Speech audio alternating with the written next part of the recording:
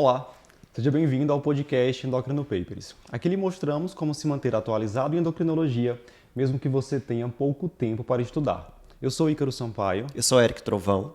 E o assunto hoje é 8 dicas sobre alterações do desenvolvimento puberal.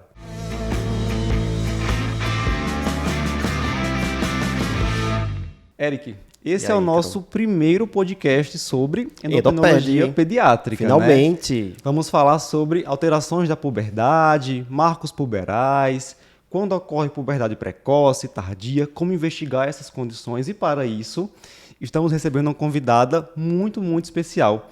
Vou pedir que você faça as honras e apresente aí a nossa ilustre convidada. Pois é, pessoal, a gente está hoje aqui com Jaqueline Araújo, que é chefe do serviço de endocrinologia pediátrica do Hospital das Clínicas. Então, trabalhamos lá pertinho, né, Jaqueline? Separados apenas por 2 andares. Então, tem sempre esse link muito perto. A gente da endoadulto e a endopediatria sempre muito próximo. E, assim, Jaqueline, assim, é um nome, né, muito forte na endocrinologia pediátrica. Né? Eu não sei se o pessoal aí já ouviu falar nela, se não ouviu, estão perdendo. Inclusive, ela tem uma página, né, Ícaro? Sim. Doutora Jaqueline, quer comentar um pouquinho sobre seu conteúdo, seu projeto, também nas redes sociais, bastante atuante? Primeiro, para mim é uma honra estar aqui com meus colegas, né? Na realidade, ilustre aqui são os colegas, né? Essa fama que eu tenho aí é porque eles divulgam o nosso trabalho.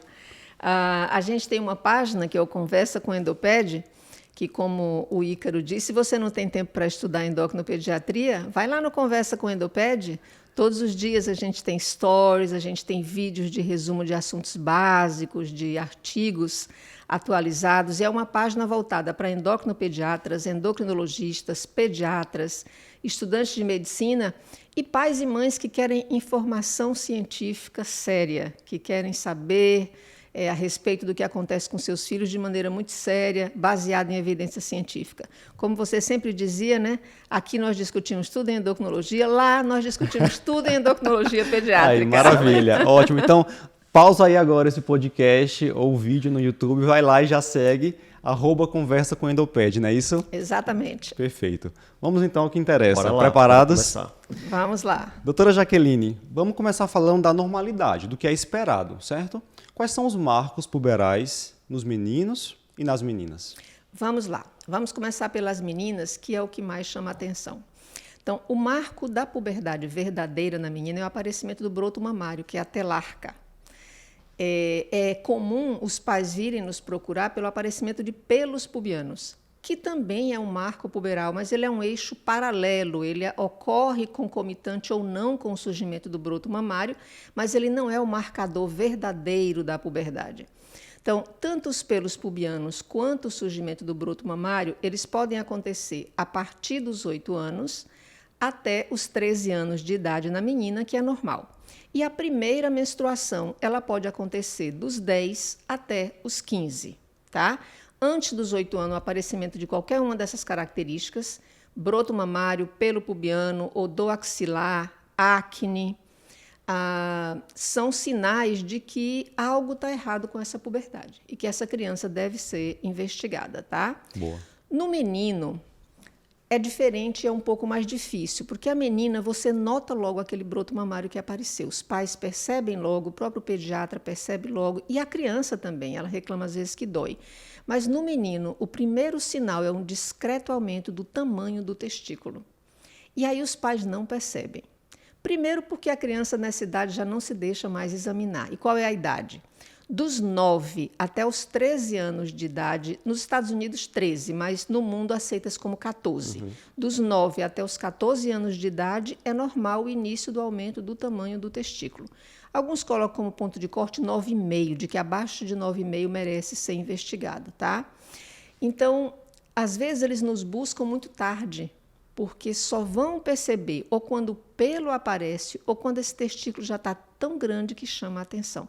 Daí a importância de se levar a criança anualmente ao pediatra, porque no menino você pode ter um diagnóstico muito atrasado de uma puberdade precoce, porque não levou ao pediatra e não foi percebido. E a importância é que o pediatra esteja atento a isso, saiba reconhecer esses sinais de puberdade, certo? Sim, isso é extremamente importante. Isso é um trabalho que a gente faz com os residentes de pediatria que passam com a gente dissemina esse conhecimento na nossa página, a gente ensina como você reconhecer o início da puberdade, saber o que é normal, o que é precoce e o que é atraso puberal.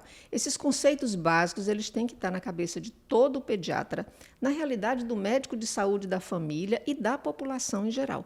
Quanto mais a gente disseminar esse conhecimento, mais precocemente a gente diagnostica esses desvios da puberdade. Ô Jaqueline, em relação ao estirão puberal, em que momento ele começa em relação aos marcos da puberdade, para meninos e meninas? Na menina, é até relatado que o primeiro verdadeiro sinal de puberdade na menina é o aumento da velocidade de crescimento, é o início do estirão. Só que você só vai perceber isso se estiver acompanhando de perto.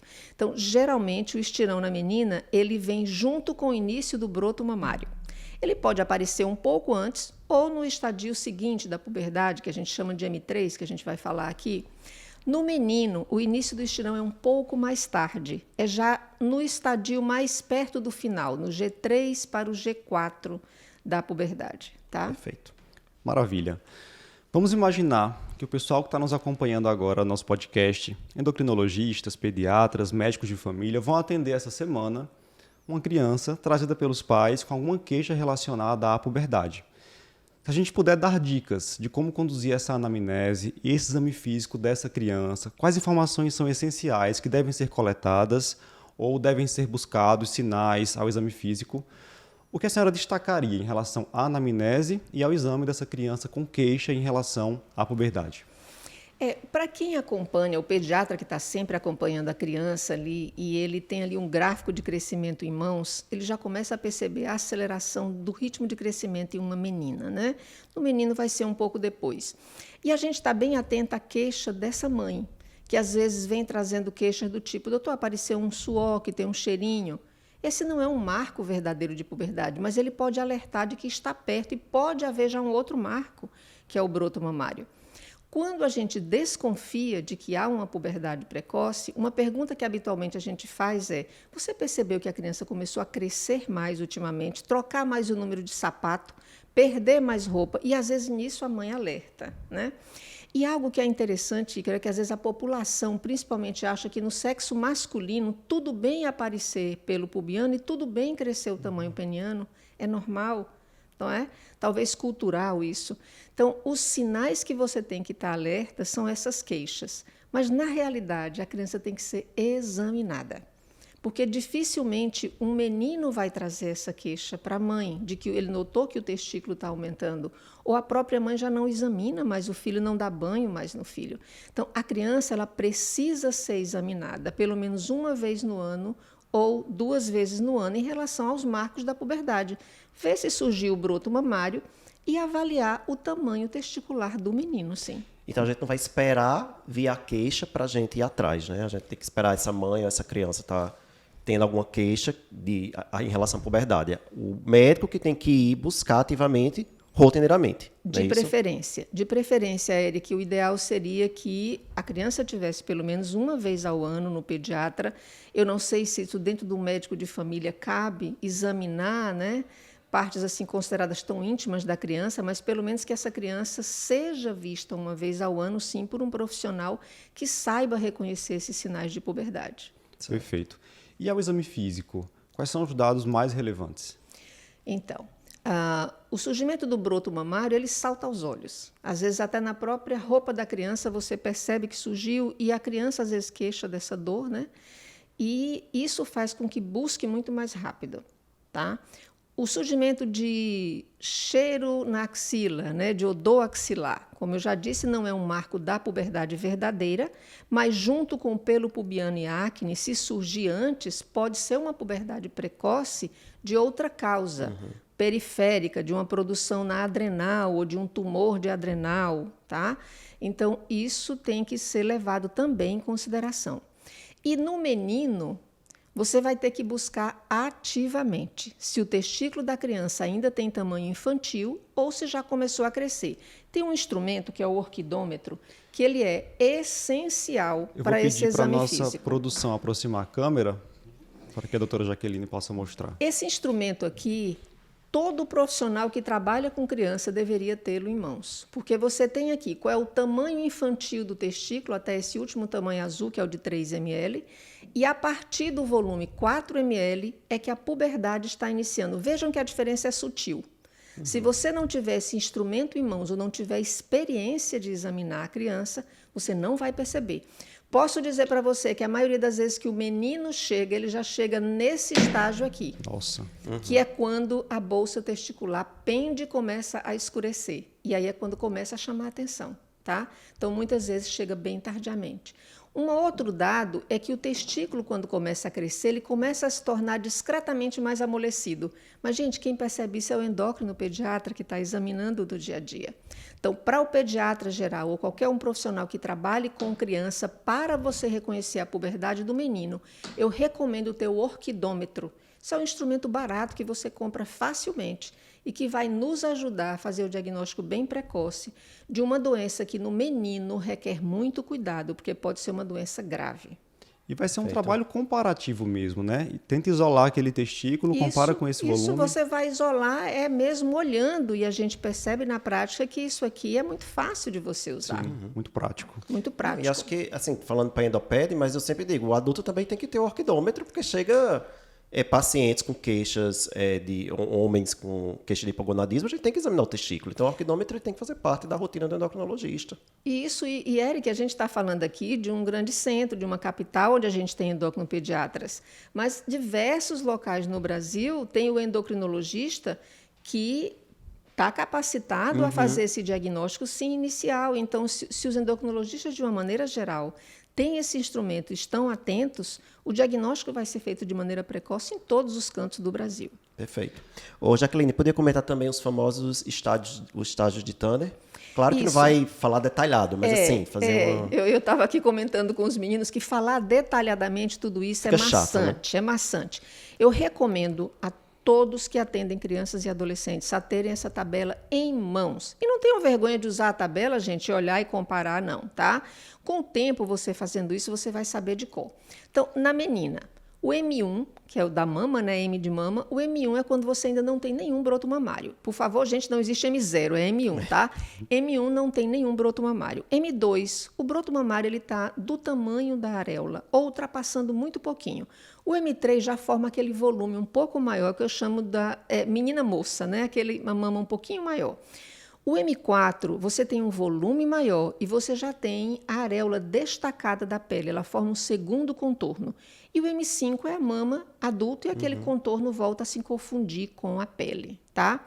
Certo. O pelo pubiano, cuidado, eles costumam aparecer na menina dentro dos grandes lábios. E se você não examina adequadamente, não vai perceber.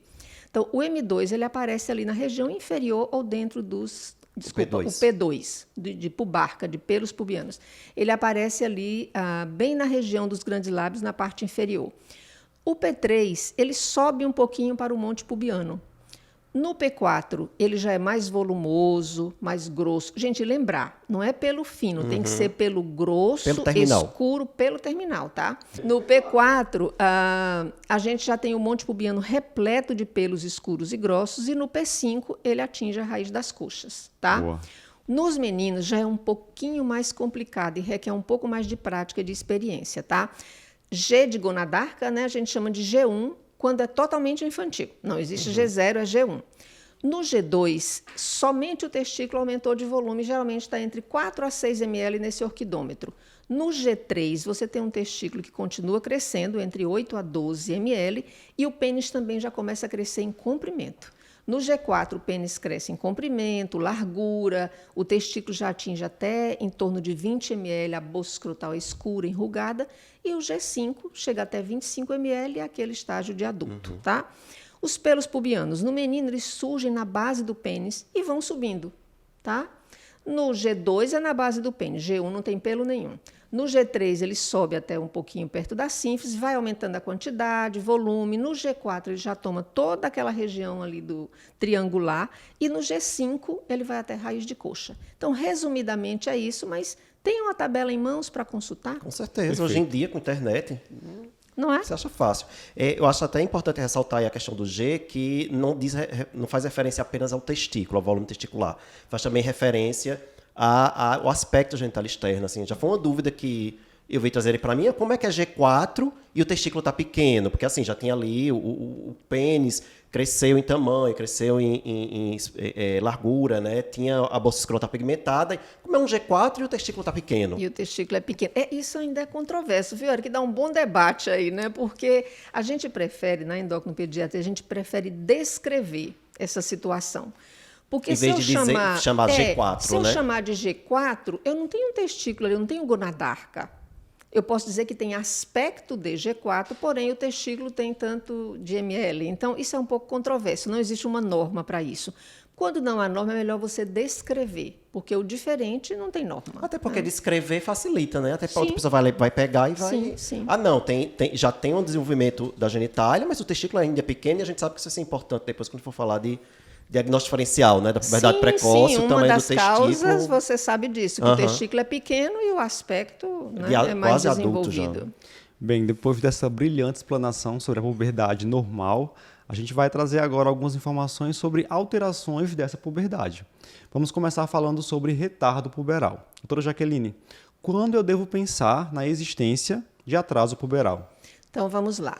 Nas meninas, se eu não tiver o aparecimento do broto mamário até os 13 anos de idade, ou a não chegada da menarca, da primeira menstruação, até os 15, isso é atraso puberal, tá?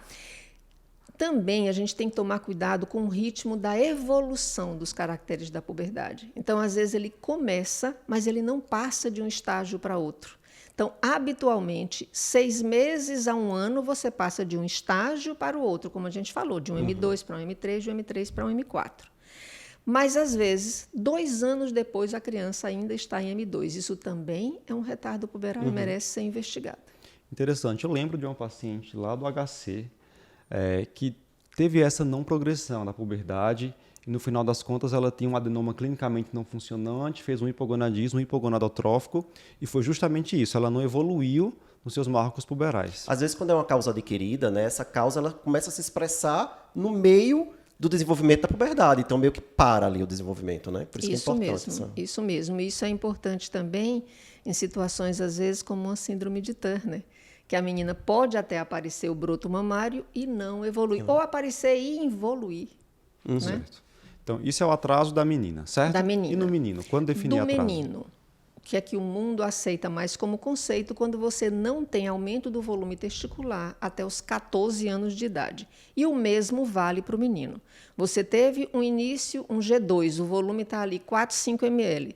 1 ano e meio depois continua o mesmo volume, só evolui o pelo, isso também é um atraso puberal e merece ser investigado. Perfeito. Vou pegar o gancho, já que a gente está falando de meninos, falando de investigação, sei que o pessoal está curioso para saber como fazer essa investigação inicial do menino que vem para a consulta com a queixa de atraso puberal. Bom, gente, como uma boa pediatra de formação, a gente não pode deixar de falar que em criança você tem que ter uma anamnese bem feita. Você tem que ter uns antecedentes muito bem feitos. Por quê? Desde o tamanho e peso de nascimento dessa criança a toda a evolução nutricional dessa criança importa. Porque você pode ter um atraso puberal por desnutrição, simplesmente. Você tem que saber os antecedentes patológicos dessa criança, se essa criança tem alguma doença crônica, porque também é uma causa de atraso puberal. Você tem que saber qual foi a idade da menarca da mãe. A mãe sabe dizer, com certeza, o pai raramente diz, porque a causa mais comum é um atraso constitucional do crescimento e da puberdade.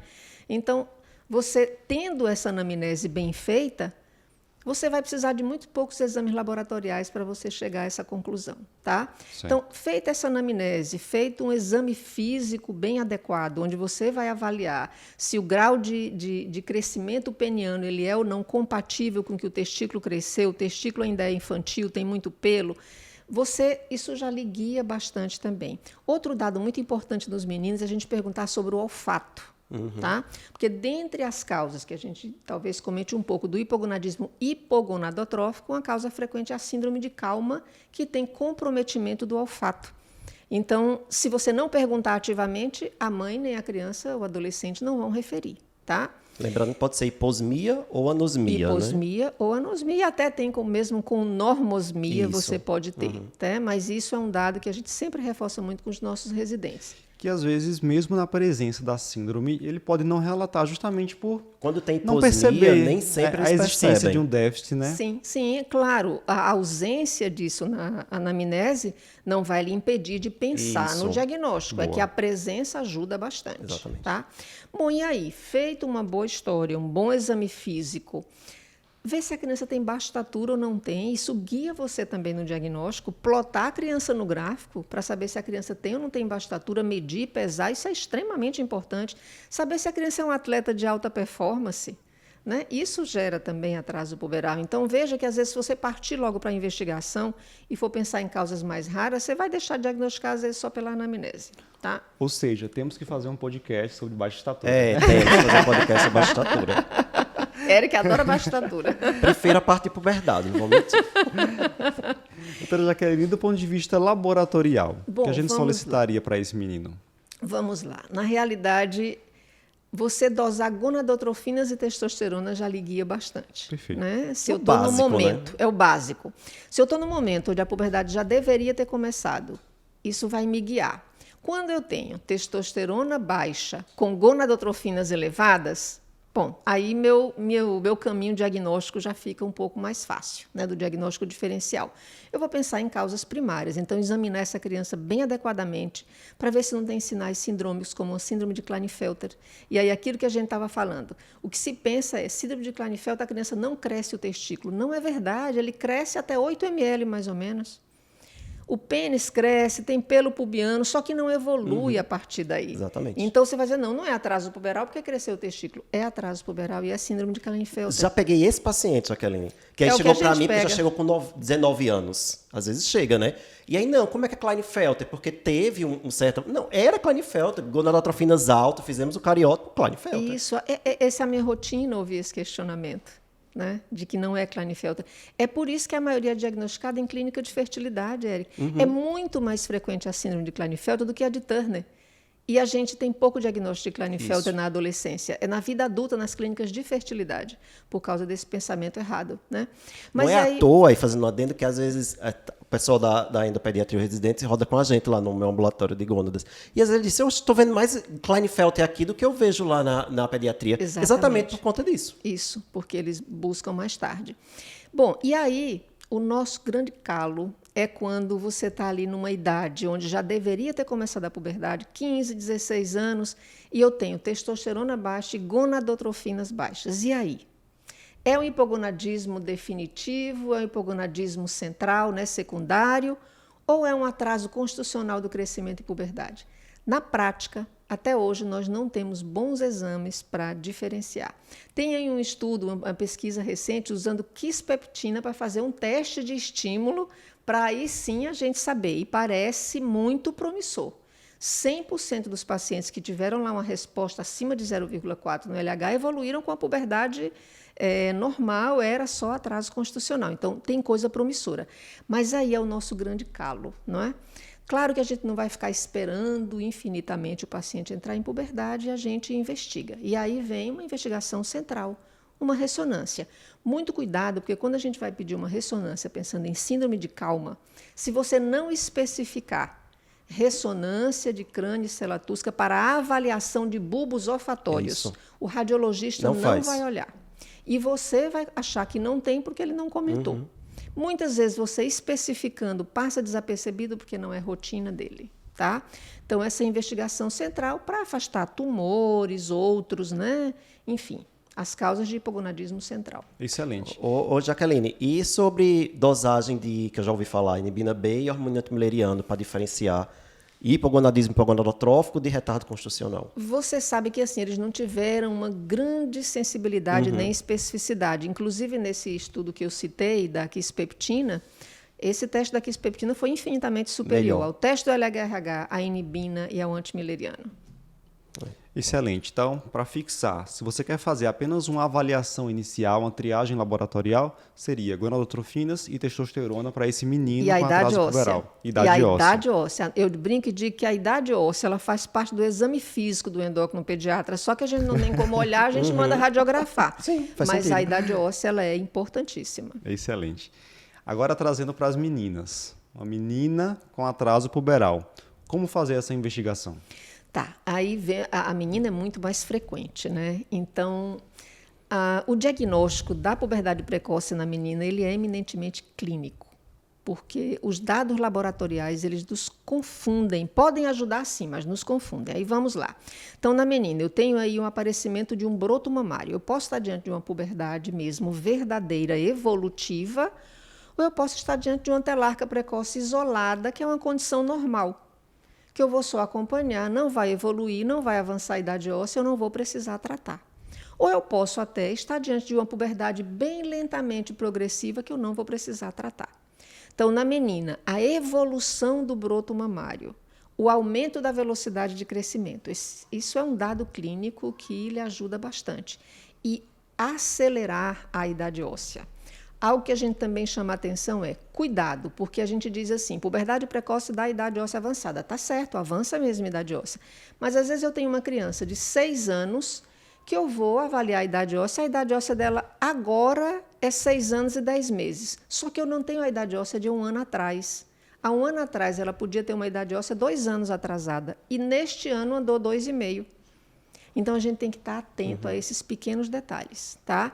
Então, no exame físico, na clínica de uma maneira geral, é a evolução do broto mamário e a velocidade de crescimento aumentada, que a gente diz que velocidade de crescimento, tanto no menino quanto na menina, de 7 centímetros ou mais por ano, já é início de estirão, tá?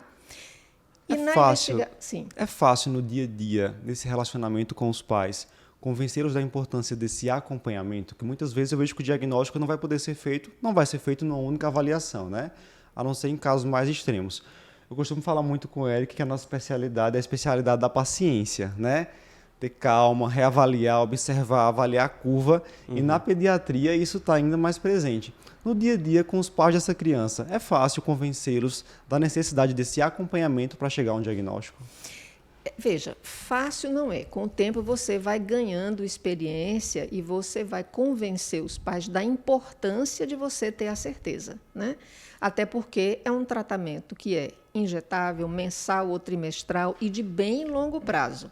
Então, a ansiedade dos pais ela diminui no momento em que você depara, diz, olha, eu posso tratar seu filho sem necessidade nenhuma, sua filha em geral, sem necessidade nenhuma. Enquanto que se eu observar mais um tempinho, 4 meses, eu posso ter a certeza de que eu preciso tratar ou a certeza de que eu só vou continuar acompanhando. Então, é claro que há essa ansiedade, mas a gente não deve se deixar contaminar por essa ansiedade da família e tratar indevidamente essa criança. Excelente. E na investigação laboratorial, o que a senhora pediria para essa menina com atraso puberal? Veja, quando a gente dosa gonadotrofinas e a gente tem gonadotrofinas francamente púberes, ou seja, LH de 0,8 em diante, isso me ajuda bastante. Só que eu tenho aí um limbo entre 0,3 a 0,8. Você pode ter aí um overlap, né? Me digam a palavra em português que eu não gosto de falar inglês durante uma... Intersecção?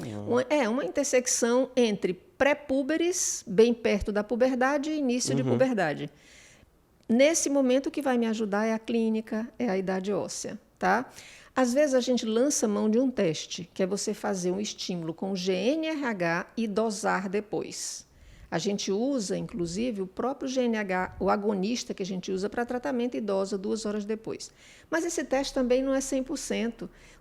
Variando no estudo, tem 10 a 20% de falha dele vir pré-púber e a criança está em puberdade. Aí vem outro exame, mas o ultrassom é um exame maravilhoso. Gente, não é. É observador dependente. É difícil você avaliar um útero e um ovário tão pequeno com precisão. E mesmo que você seja um observador muito experiente, a máquina seja muito boa, novamente há uma sobreposição entre volume de útero bem perto do início da puberdade e do começo da puberdade, ou seja, pré-púbere com início de puberdade. Ele pode nos ajudar, principalmente quando a gente está pensando numa puberdade precoce de causa periférica, onde estou procurando cisto e tumor ovariano. Ele não é decisivo para eu dizer que uma puberdade que é ou não puberdade precoce. Ele pode me ajudar? Pode. Se eu confio no observador, eu tenho dados clínicos favoráveis dizendo que é uma puberdade evolutiva e vem um útero francamente púbero grande, com endométrio já se formando, ele é um exame que me ajuda, mas ele não é um exame decisivo. Excelente. Vamos agora deixar atraso puberal um pouco de lado, certo? Vamos para o outro extremo, puberdade precoce. E eu tenho certeza que essa consulta, né, os pais trazendo crianças para avaliação porque estão ansiosos pelo aparecimento de algum caractere sexual, é muito frequente também. Quando é que a gente pode definir de fato que há uma puberdade precoce em meninos e meninas? Aproveitando o gancho, Ícaro, eu acabei falando um pouquinho de puberdade precoce em atraso puberal, quando eu disse que o tratamento era injetável, era prolongado, eu estava falando de puberdade precoce. Bom, vamos lá. Está interligado, tá interligado, né? É. A puberdade ela é dita precoce na menina quando o broto mamário surge antes dos 8 anos de idade. Essa é a puberdade precoce verdadeira. Mas se surgir pelos pubianos ou do axilar, acne, também merece ser investigado, porque eu posso estar diante de uma puberdade precoce periférica, tá? Não vai haver logo uma menstruação dentro de pouco tempo, mas pode haver uma causa que é uma doença, tá? Sim. E nos meninos, e esse é o grupo que a gente tem que tomar mais cuidado, porque mais frequentemente são causas orgânicas e causas graves. O aumento do volume testicular ou surgimento de pelos ou acne ou dor axilar ou comportamento agressivo, hipertrofia da musculatura antes dos 9 anos de idade, isso deve ser exaustivamente investigado atrás de causa de doença. Ô, Jaqueline, porque assim, na menina pode haver aquelas variantes normais da puberdade, né? No menino já não. Ou tem também no menino? Se fala telarca, né? Telarca isolada. Pode ter telarca precoce isolada. Isso. Veja, a adrenarca precoce isolada, ela é similar nos dois. Pode acontecer nos dois, né? A gente sabe que a puberdade ela é composta por 2 eventos. A gonadarca, que aí é a puberdade verdadeira, e a adrenarca, que é ali a maturação da zona reticular do córtex da adrenal. E essa adrenarca precoce fisiológica, às vezes ela nos engana um bocado, porque a idade óssea avança um pouco, a gente se preocupa, mas a gente tem vários outros parâmetros aí para avaliar se a gente deve ou não se preocupar, e claro, nós afastamos a possibilidade de qualquer doença, hiperplasia adrenal, tumores produtores de andrógeno, até a gente ficar tranquilo. Então, a adrenarca, sim, acontece nos 2. Agora, puberdade, só aumento de volume testicular e ser benigno em um menino, não. Você pode não encontrar a causa.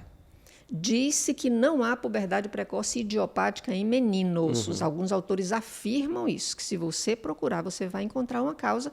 E hoje, né, vários que não encontravam estão sendo encontrados, são mutações em genes que levam o testículo a acordar mais cedo, aí, o eixo a despertar, o eixo central a acordar mais cedo. Agora, na menina pode acontecer, né? Acho que valeria a pena falar um pouquinho de telarca precoce isolada. Sim. Que nem toda telarca precoce significa que essa menina vai evoluir para uma puberdade. Vai evoluir, isso. Foi muito bom, a gente comentou um pouquinho rapidamente no começo, a gente tem aí 2 momentos dessa telarca precoce isolada.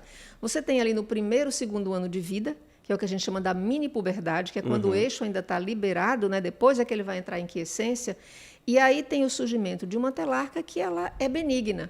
Não é acompanhada de evolução da idade óssea, de aumento da velocidade de crescimento, nada. Então, isso é algo que a gente vê muito. E nem precisa investigar, né? Não precisa você estar submetendo esse bebê a uma série de exames. Agora, você tem que ter muita segurança no seu exame físico, na sua avaliação de crescimento, da velocidade de crescimento da criança, de tudo. No máximo, uma idade óssea, para você ver se tem ou não avanço. Mas não precisa estar, gente, dosando em todo mundo gonadotrofina, fazendo ultrassom pélvico, ressonância, pelo amor de Deus, coitado dos bebês. É muito comum essa telarca do 1º ano e até no 1º mês, que é ainda pelos hormônios maternos, né? Que às vezes tem até um sangramento genital. E aí vem uma outra fase, que é entre 6 a 8 anos de idade, que eu posso ter uma telarca isolada, que aparece antes dos 8 anos, mas ela não é evolutiva, ela não é acompanhada dos outros comemorativos, que são aumento da velocidade de crescimento e avanço da idade óssea.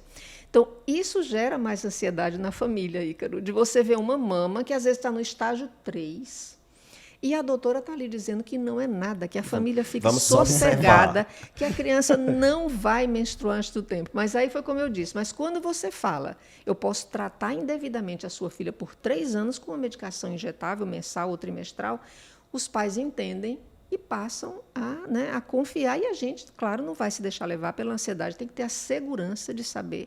Né? A gente tem que pensar ali na criança, não tratar indevidamente. É preciso estar seguro para conseguir passar a Isso, segurança. Sim, e a gente tem conseguido, graças a Deus. Lá no Hospital das Clínicas a gente não tem muita criança, muito pai ansioso, não, eles confiam. Doutora Jaqueline, no caso dos meninos, você já deixou claro que a gente deve se preocupar quando há uma puberdade precoce. Como fazer essa investigação laboratorial inicial? Veja, nos meninos a gente já falou assim, como dar o diagnóstico de que está em puberdade, né? A gente dosar gonadotrofinas e testosterona. Então, se eu tenho ali uma testosterona elevada com gonadotrofinas baixas, eu vou pensar que a causa é periférica. Ou está no testículo, ou está na adrenal. Boa. Se eu tiver feito um bom exame físico e eu vi que tem uma assimetria testicular, eu vou pensar em um tumor testicular. E, às vezes, é importante, na hora da anamnese, a gente caracterizar com os pais. O que lhe chamou a atenção primeiro? Foram os pelos ou você viu logo que ele estava com uma bolsa escrotal bem grande? Não, doutor, os pelos apareceram há muito tempo. A gente já vai pensar, poxa, andrógenos aí que não são do testículo levaram ao aparecimento de pelos. Né? Então, eu vou pensar numa hiperplasia adrenal, num tumor, que aí pode, secundariamente, depois acordar o eixo. E eu já tenho uma criança que tem uma puberdade mista. Começou como periférica e agora é periférica e central também. Né? E naquele menino, algo que a gente sempre chama atenção é os nossos residentes. Quando você tem um menino com sinais precoces de puberdade e tem aumento do volume testicular, muito mais provavelmente essa puberdade ela é central. Por quê? Porque eu tenho aí FSH estimulando o crescimento do testículo. Porém, a gente sabe que a testosterona ela tem um papel aí em até 20% do crescimento do testículo. Então, eu posso ter uma doença onde a produção ela é local de testosterona e o testículo aumenta sem o eixo ainda estar maduro. Então, é um pouquinho mais complexo. Eu não posso também afirmar 100% que sempre que há aumento do volume testicular é central. É mais provável.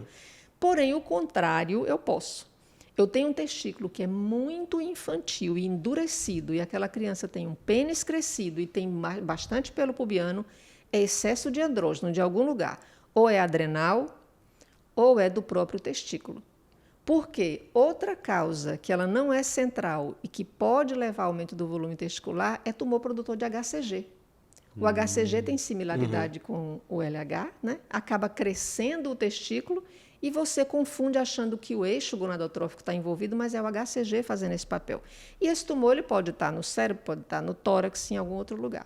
Então, meninos, a gente, para dizer que não há uma causa, eu não vi até agora não tem uma causa. Todos têm uma causa. E até para fazer o negócio diferencial entre periférico e central, o tamanho testicular ajuda, né? Antes de você ir para os exames, como estava falando. Se é pequeno, é periférico. Se for grande, maior probabilidade de ser central, mas também não dá para dizer mas 100%. Mas também não dá, até porque eles chegam tarde. O exame físico, aí usando o orquidômetro, que já foi mostrado, vai lhe ajudar o seu raciocínio diagnóstico, né? Ajuda, Eric, ajuda bastante. Nós, de formação pediátrica, somos muito educados ao exame clínico muito acirrado, né? Para que a gente não submeta a criança a exames invasivos desnecessários, né? Porque os nossos testes eles demandam muito da criança. A criança fica lá 2 horas colhendo sangue várias vezes para fazer um teste. Então, a gente é muito cuidadoso em guiar o nosso diagnóstico. Aliás, todos nós somos, né? Vocês também. Excelente. E no caso das meninas agora? Menina com sinais de puberdade precoce, já discutimos quais foram.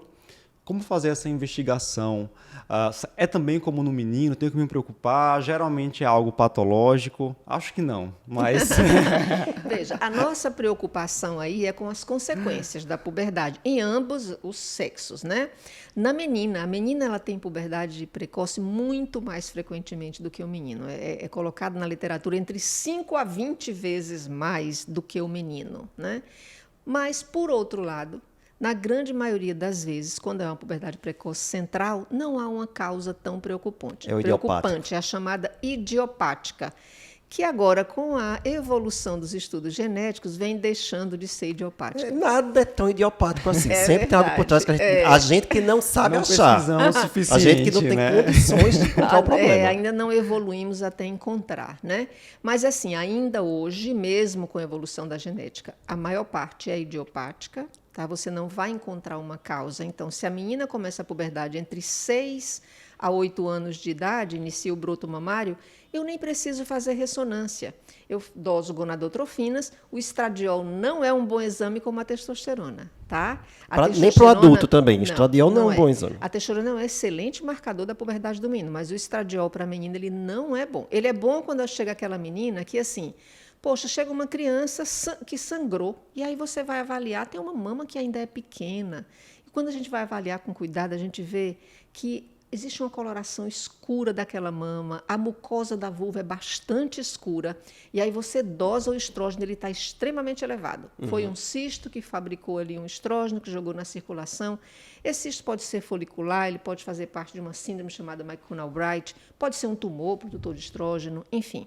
Então, ele ajuda nessas situações, mas habitualmente eu quero ver LH e FSH, para eu saber se o eixo está envolvido ou não, ou se é periférico, tá?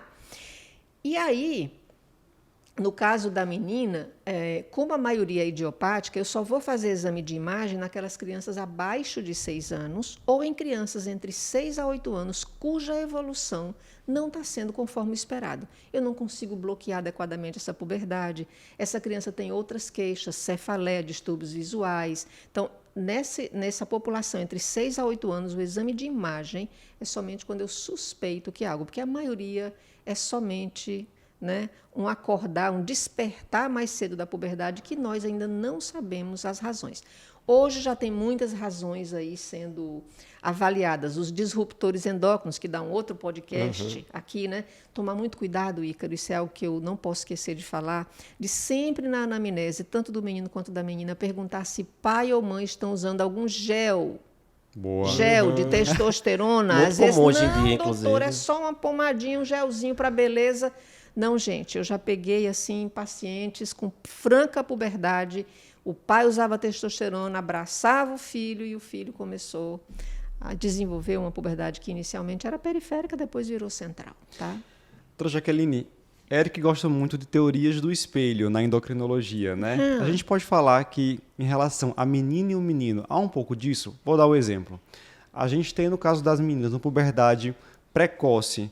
É algo que acontece com mais frequência, nem sempre é algo tão preocupante, patológico, enquanto um atraso puberal poderia ser algo mais preocupante. Já nos meninos, um atraso puberal é mais frequente, né? Enquanto que algo precoce, geralmente é doença, é uma bronca, digamos assim.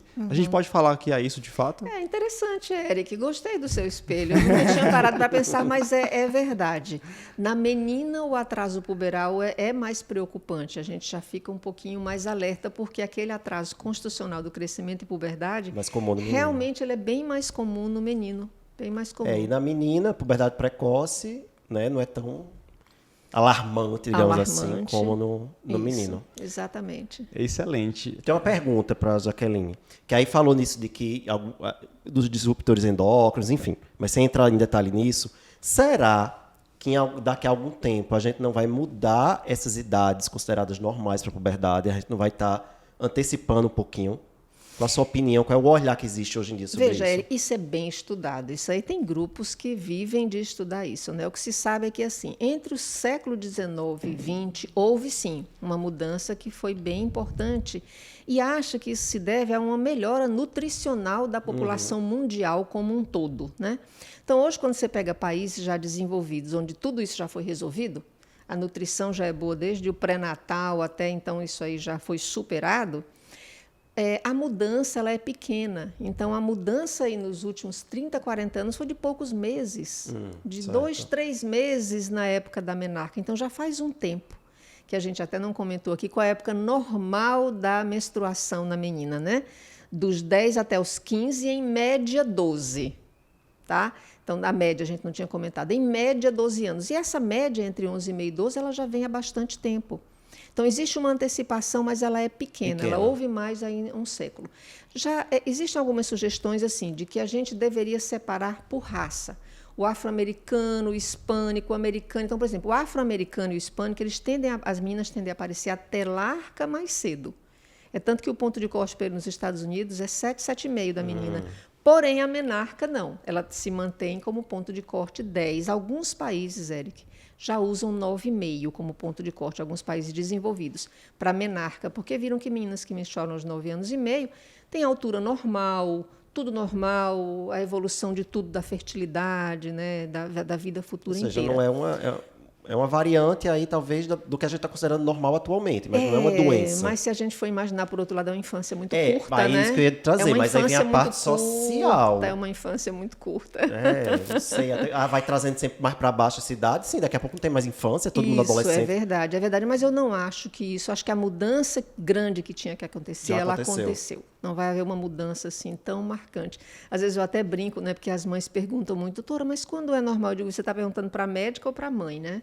Porque se for para a médica, o normal é menstruar a partir dos 10. Mas se fosse para a mãe, eu queria que fosse a partir dos 15 só, né? Seria melhor, porque é muito curta a infância dessas meninas.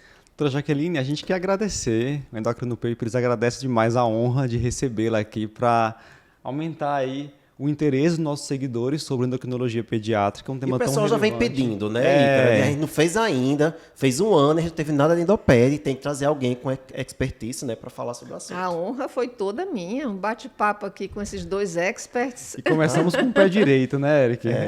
Depois vamos conversar aí para ver se faz um de baixa estatura, né? O pessoal vai começar a pedir já. Minha paixão, eu adoro endocrinologia pediátrica, mas eu tenho assim uma paixão especial pela baixa estatura, então, pelo pronto. Crescimento de uma maneira geral. Já está anotado.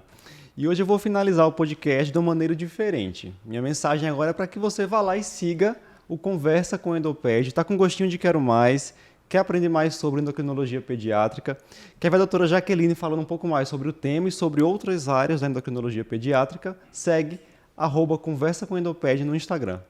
Até a próxima. Até mais. Até, gente. Foi um prazer.